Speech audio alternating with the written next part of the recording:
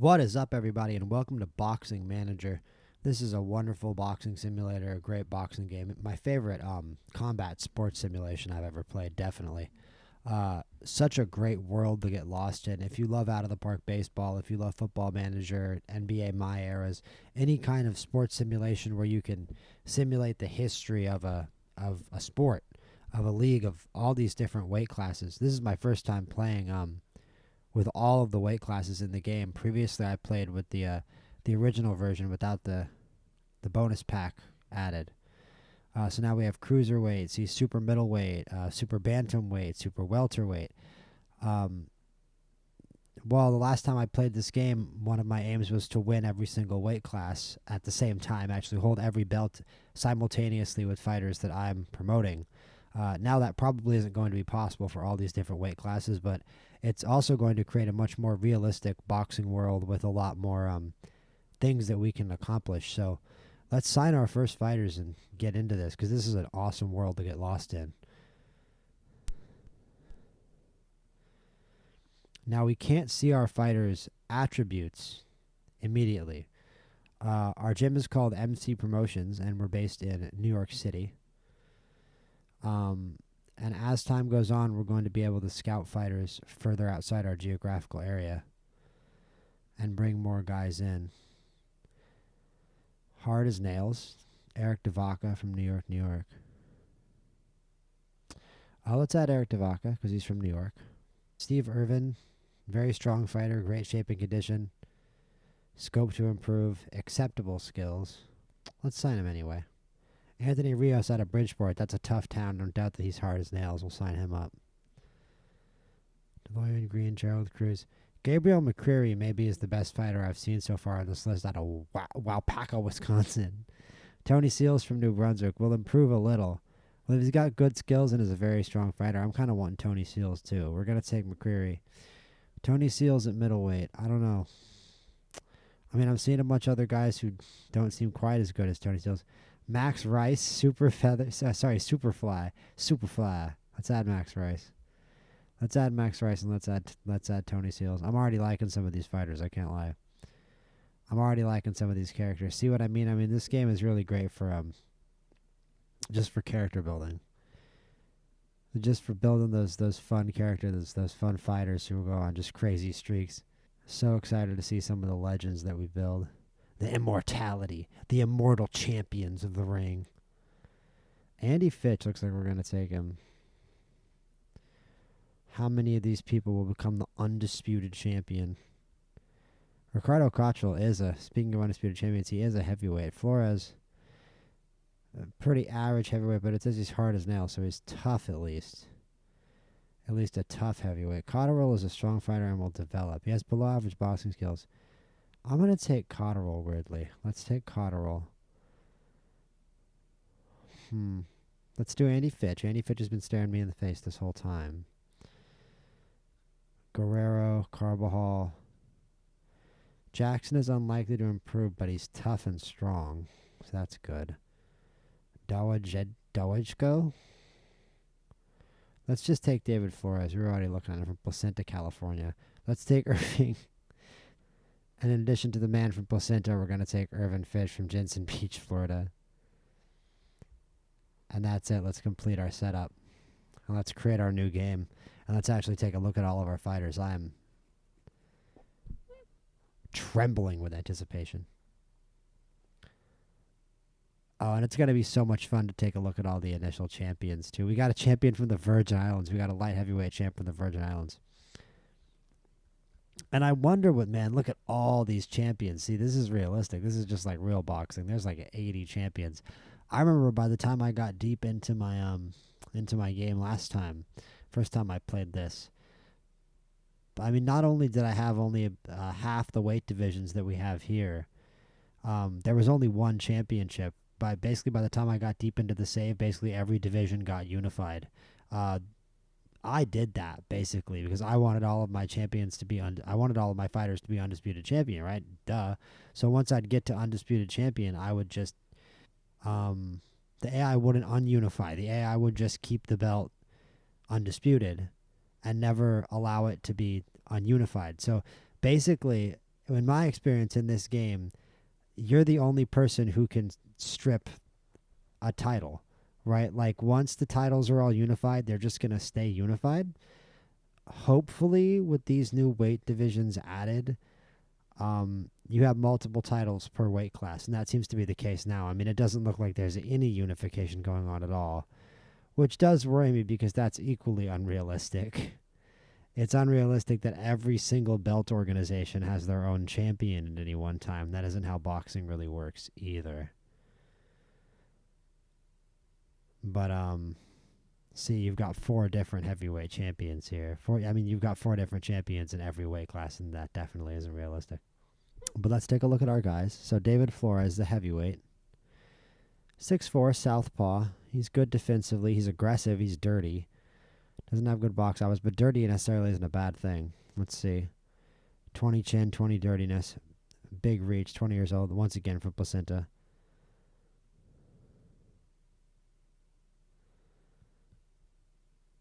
Irvin Fitch. Everyone from that town is pissed at me. Irvin Fitch is a super featherweight, so 5'7" isn't that small. I don't know how big a 73-inch reach is for a super featherweight, but he isn't that good. He's got a pretty weak chin. He's good defensively, and we're going to have to lean on that. One of those fighters that we're going to be using cover up for a lot. Cover up and jab and move are the 2 settings you can use in a round to determine a fighter, sort of make him not stand in there, not stand inside there and trade. Steve Irvin is a little short on ring IQ and definitely short on chin. See, I don't like the low ring IQ. I don't like the low intelligence. This guy and the low conditioning. This guy's going to get a lot of rounds stolen from him, even if he's a good defensive boxer, unfortunately. He's got a long reach. I don't know if he has that long of reach or he's that big for a super middleweight. If he was just at middleweight, if he could cut down just down to middleweight, he'd be a little more dangerous, but with no chin and no intelligence, it just doesn't look that good for Steve Irvin long term. But, I mean, we can try to get him some kind of a record because he's got really good punching power. He's got really good punching power and good defense. But let's see if he can make up for it. He might be one of our better fighters early on, though. I'd say he is a little better than Irvin Fitch, who doesn't really have the punch that Irvin has. Though that's understandable with Irvin being a super middleweight. Tony Seals looks pretty good. He doesn't take punishment well. He's not good on the canvas, but he might not be on the canvas too much. He's got 20 defense. 6 dedication, 9 intelligence are my only concerns, but his ring IQ is good, and he's from New Brunswick, New Jersey. He's local. Not the biggest middleweight in the world, but it's okay. Richard Cottrell, this is just a pretty bang average heavyweight. He hits pretty hard. This top number is punching power, and this low number is punching accuracy, I do believe. Let me just double check here. Oh, it's just going to force us to hire a trainer. All right, fine. Let's hire a trainer. All right, so Earl Hanks looks like the best one. He's just got limited ability with cuts, but he's good at everything else. So we're going to approach him, and we're going to sign him. And it seems like everybody here likes him, so that's good. Lots of thumbs up. So sorry, guys, we had to back out of that just to get out of that situation. But I came back and I changed the calendar mode. Went into the settings and changed the calendar mode. Just read a date instead of a week, which is cool. I didn't do that in my last game. I just said a week. So I think it's a little more immersive just to have it be a date. Kind of cool to just have it fly way forward into the future. Just a little bit more immersion, I believe. So Ricardo Cottrell, as I was saying, kind of average. He's a big guy. This top number is, in fact, accuracy. So he doesn't hit that hard. He doesn't have that much power. I am correct. Right. Where would that be? Yeah. Okay, so the top number is power. That's okay. Never mind. The top number is power. That's what it should be. So the top number is power, the bottom number is accuracy. So he's got some power and he's got some aggression and he's got a good chin and he's got good conditioning and his high dirtiness is that his intelligence is the same as his ring IQ. It's just average. So he's young. He can grow. He's got some potential. Is he a heavyweight champ one day? Gonna be honest, probably not. But he can be a contender. He can be a contender. Andy Fitch might be the best fighter on the roster. Long reach for a middleweight. Not the most dedicated, not the most intelligent, but his ring IQ is very good. And not great punching power, but very accurate. Good takes punishment. I really like the conditioning. The chin isn't awful. He's a southpaw. I'm pretty hopeful for Andy Fitch. I could be wrong, but he looks pretty good. Gabriel McCreary, debuting at 21 years old, welterweight. Big and just a great puncher. Big punching power. He doesn't take punishment, but that's about the only thing wrong with him. I take that back. I think this is the best fighter on the roster. The 7 conditioning worries me, but the 18 stamina makes up for it. 7 conditioning, 5 takes punishment isn't good. So we're going to need to use that defense and that chin, and that aggression and that punching power. But there's something about Gabriel McCreary. He could be a special fighter for sure. Anthony Rios, not crazy about a cruiserweight. He's a very big cruiserweight. He could be a heavyweight. The ring IQ's up there, but I'm just not really liking the tools. I'm not really liking the mix. Hopefully it proves me wrong. Max Rice, also pretty average. 21, southpaw. He's small, but he's a super flyweight. But there are some much taller super flyweights out there than 5'2". He's got great dedication and great stamina and great conditioning, though, so he can go as far as, he can go as far as his legs can take him in this business. And Eric Davaca is pretty not that good. He's also pretty small for a bantamweight. So yeah, man, let's make some fights and make some money. How about that? So in the next episode, we're going to schedule our first fights and run our first fights. But for now, to end this one, we're going to check out all the different champions. I already went through them all and recorded it, but unfortunately my audio messed up. So I'm just going to do it again. Going to be a little expedited version of it. It was fun to go and look through them all. There are some guys who are awesome, and some guys where you're like, how did they get this record? Like Bjorn Newhouse is a great start. He's got a good reach and he's big, 7 million fans, and he's got the WBC belt.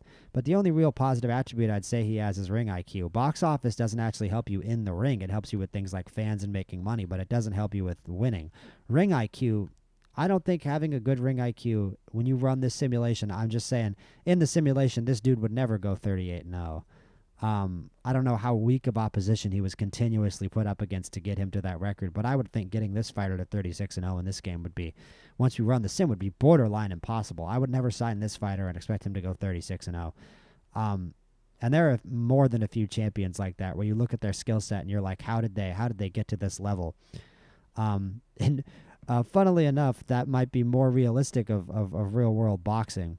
But I would say none of these heavyweight champs are as good as James Ray, who probably should be the undisputed in this division. Baddest man on the planet probably right now, and he doesn't have a single belt. At cruiserweight, let's see, who was there? This guy's pretty fun, light puncher, really good skill set otherwise, though, and crazy ring IQ, box office, and a great chin. Rashidon is pretty awesome, pretty popular. This dude's Latvian. It'd be fun to see these. This is a very crowded division. Lots of talent. Lots of undefeated guys. I remember there being one guy. This guy's pretty small for a cruiserweight, 5'11". I remember seeing one guy who was just a physical freak. This guy. Talibi with a 84.3-inch reach. There are some guys with some crazy reaches and some crazy heights up at cruiserweight and light heavyweight. We were talking about Molinar. Molinar is one of the top pound-for-pound fighters in the planet from the U.S. Virgin Islands. Again, an 83-inch reach southpaw, 6'3" light heavyweight. That does not sound fun at all. Oscar Martinez is also a disgusting light heavy. So this is also a division that's pretty crowded with talent to enter the save. It's going to be fun to see what happens to some of these guys' records as the save goes on, especially the guys who entered. Not unlike this guy. This guy's pretty okay. Also from Babylon, New York. This guy might be a guy we follow when we look to sign in the future. Because I'm not against signing fighters, especially if they're local to where our gym is, who are good, and our gym is in New York. Who are good and high ranked. I mean, Yusupov looks like the best super middleweight on the planet. Probably. Johnny Perez is undefeated. Here's some of the other champions. Michael Forrest. Eddie Boudreaux, see, I mean, what is this guy's record going to be when we actually run the simulation? He's 31. I mean, how much longer is his career even going to last? He's probably just going to get his ass kicked. 20 defensive, never mind. But 6 chin, 4 on the canvas. 4 aggression isn't great either. 4 aggression is just too little. I mean, this guy's got a belt, and he isn't any good either. So, see, there's like some champions where, like, they're just not. Why are they here? Like, BJ Morris is 45-0. I have no clue how he got that record. He's apparently the best middleweight, the number 1 middleweight in all the rankings, but Reggie Watata is clearly better. Du Hyup Chung is clearly better. Mike Remain is clearly better. And then you've got this dude down here who's just a demon from hell. And I remember there was a huge middleweight. No, yeah, this guy. He's got an 80-inch reach, 6'2" Chinese middleweight with an 80-inch reach. It really is fun when you see guys with those just crazy arm reaches and crazy heights way out of their weight class now. This guy is a champion from New York, super welterweight. This is another really, he's already signed to somebody though. This is a super crowded division, I remember. This division is just packed. Look at this guy. Winnie Freitag out of Germany. There's some crazy German fighters. I feel like in my last save there were some crazy German fighters right off the bat. That guy's from North Ireland. He's not any good. John Velez. I thought San Juan. I was like, where is that? That's in Puerto Rico. I read. Oh, it's in California. It's a San Juan that's in California. But he's got 20 punching accuracy and 20 defensive. And as I was saying last time I hit record that didn't save, if you have good punching accuracy in this game, and especially good punching accuracy, good stamina, and good ring IQ, you can really be unstoppable. It's a lot like that if you guys watch Real Boxing, Inoue versus Cardenas a couple weeks ago, where Cardenas was really giving Inoue some problems. One of the hardest fights of his whole career about halfway through. This is a really nice welterweight, too. 32-0 at 22. So also, it's not going to be possible to get a fighter that young, I don't think, to that many wins with in our own stable. But anyway, Inoue was basically Cardenas was giving Inoue a lot of trouble in the early rounds, but Inoue, over time, because he is so accurate, over time he was able to find his range as the rounds wore on. And as it got to round 5, round 6, he just wasn't missing Cardenas. He found his range, and once he got into his range, he's such an accurate puncher that it's basically unstoppable. He's going to get there and he's going to knock you out. And that kind of fight actually does play out here. I'm trying to find a fighter with good punching, actually. I mean, Johnny Donovan, he's only got 5 aggression. But especially if you get that aggression up, if you've got like 20 aggression and 20 punching power and then 20 stamina, like how is there any stopping that fighter? He's just going to keep coming after you. It's so relentless. And like you can really get some crazy wars in this game between two fighters with that kind of skill set.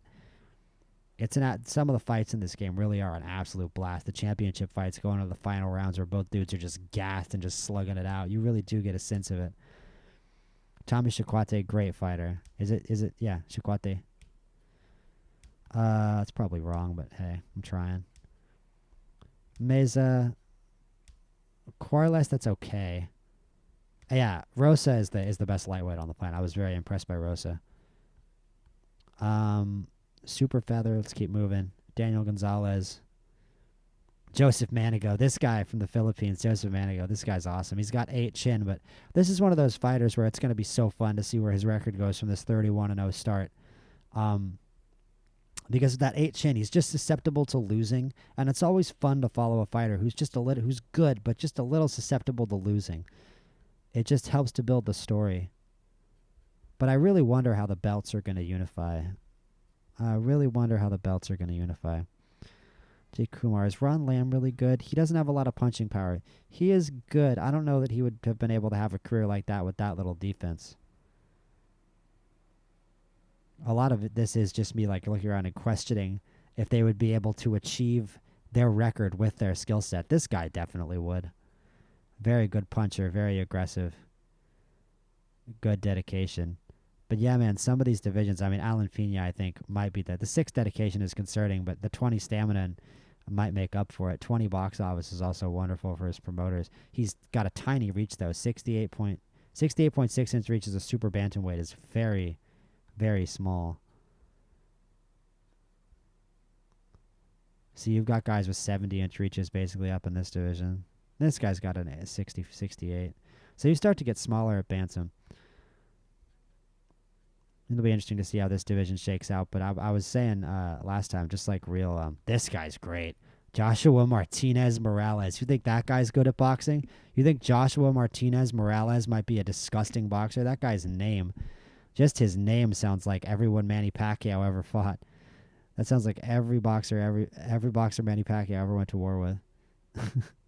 Put into one person. Ricky Balacondo has one of the better names, too. That's a great boxing name. 18 ring IQ, 20 aggression, 19 defense. This is a fun fighter. And this is another pretty stacked division here, Superfly. Elias Thomas, South African, pretty good fighter. But again, once we get into the save and the actual attributes of fighters take over, I wouldn't really expect a guy like this to stay undefeated or stay champion. I think somewhere out there's probably some super flyweight who's just critically disgusting. I have no idea how this guy is 30-0 with 7 defense, 7 takes punishment, 7 shit. See, this is the one where you watch this guy. Who knows? He's gonna be like 35 and 20 or something. His record could get brutal. He's starting with this 30-0, but he's gonna lose a lot, man. He's this guy is not gonna win much. 9 stamina, 9 dedication, only 10 punching. He can't really take care of himself with his fists. 10 punching power, 10 punching, 8 punching accuracy, and then basically no way to protect himself. This guy's kind of in danger in the ring. I have no idea how he's 30-0. Flyweight. Kim Nataplang. Probably an absolute butchering of that name. Everyone from the Philippines watching this just left in droves. This guy's got a long reach. 72.5-inch reach is pretty big for a flyweight. And I'm telling you, that aggression, punching accuracy, and intelligence together, it just makes a fighter a nightmare. It just makes a fighter a nightmare. They do not go away. Fighters like that just don't go away. Rodrigo Lemos, pretty fun guy. Agodi, I don't know how this guy got to be 24-0.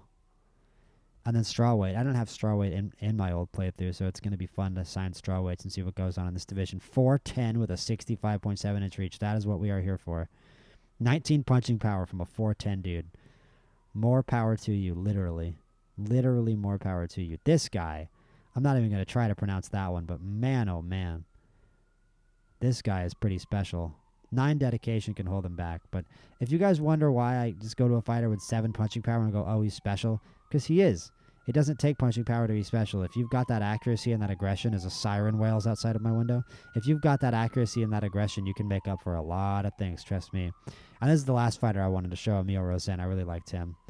From Caen, France, 5'0", 67.5-inch reach, 67.2-inch reach, 20 ring IQ, 20 intelligence, 20 stamina.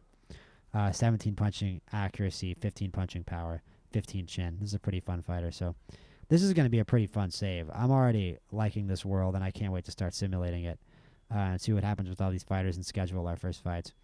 Let's take a look at the pound for pound. Apparently, Carlos Menez is #1 pound for pound in the world. If you believe that, I have a bridge to sell you. And his 7 million fans. This guy's a little closer to deserving to be in the top 10. Let's see how long it takes to get us a fighter whose attributes actually match being this high ranked pound for pound. This guy, Yusupov, Mehdi Yusupov. 24 years old at 35-0. 81-inch reach for a super middle is pretty crazy. Martinez is nasty. Great light heavyweight. This guy might be #1 pound for pound in the world one day soon if his stamina doesn't get in the way. If he can actually knock people out early. Edgar Flores, bantamweight, But yeah, it's just all the undefeated guys. Teddy Molinar is my favorite fighter right now from the Virgin Islands. He's already got representation, but if I was able to just sign whoever I wanted to, which I was at the point I got to in my last save, I would definitely just swoop in on him. The U.S. Virgin Islands is fine with me. That's part of America to me. I'll sign him. But I don't even know if we're going to stick to just American fighters. We're going to see how many gyms we make, how many gyms we open, how many fighters we sign. Last time, I didn't have all of the weight classes downloaded, so it was sort of a reasonable goal for me to win every single weight class simultaneously, which now just isn't going to be possible at all. I had under half of the weight classes in my previous save. I downloaded the expansion pack, as I've said a few times, and now we have basically double the amount of weight classes. So that's not going to be my goal. So I think I might just keep a smaller stable of fighters. I had somewhere in the 50s or 60s at points last time with the number of fighters, and it was just hard to keep track of. But really, all you got to do is find that one superstar to bring in a bunch of fans, book the big fights, make a bunch of money, and then you'll have so much money that money won't even matter anymore. I remember I had over $1 billion from having 2 undisputed champions. So 2 undisputed champions who were like #1 pound for pound in the world and the most popular fighter in the world, but still, hopefully we get to a point in this save relatively quickly where money is no longer a problem. So we'll see you guys next time for our first fights. Thanks for tuning in.